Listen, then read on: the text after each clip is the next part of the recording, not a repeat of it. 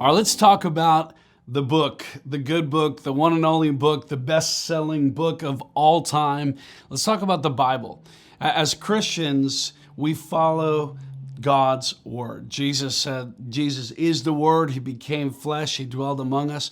So as followers of Jesus, what are we following? What is the path we're looking to? What are we trying to model our life after? And he gave us his word.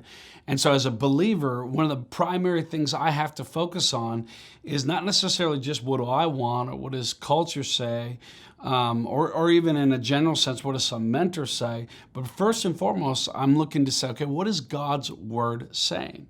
Everything else that I choose to follow has to line up with that truth, with God's word. God's word is powerful. It is timeless. It is supernatural.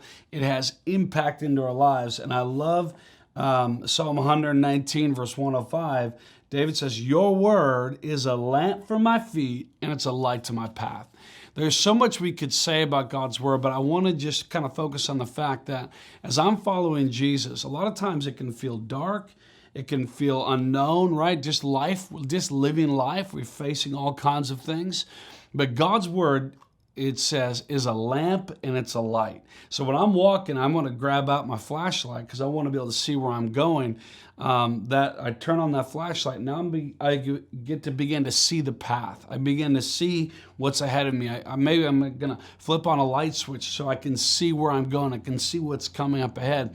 That is what God's word is. A lot of times people in life right now, Christians and non-Christians, can find themselves stumbling around in the dark, stumbling around trying to figure out what to do.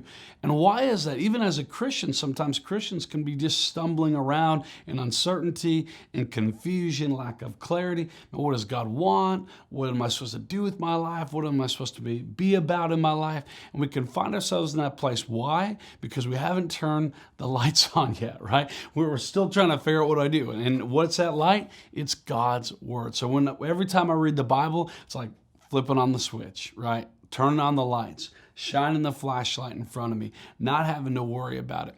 So I want to encourage you with that and understand that if you're trying to figure out what am I doing with my life, what's my purpose, what is God's will, I'm telling you what, God has repeatedly shown us his will and his purpose in his word. Right?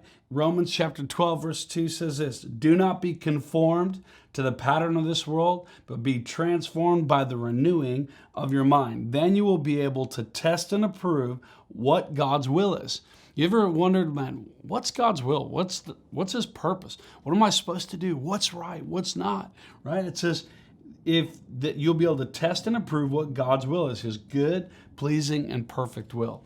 I don't know about you guys, but I want to know the perfect will of God. I want to know the pleasing will. I want to do what pleases God with my life. So I start by going to his word, not being transformed by the culture's narratives, by the culture's wisdom or thoughts, but I want to be transformed by God's word. And as I get God's word in my heart, my mind, and my spirit, that's when I'm able to begin to know and to do his good, pleasing, and perfect will. I'm going to keep leading into this topic on a few of these videos, but the first and foremost thing right now is begin a Bible reading plan, begin to engage God's word, and watch it begin to transform your life.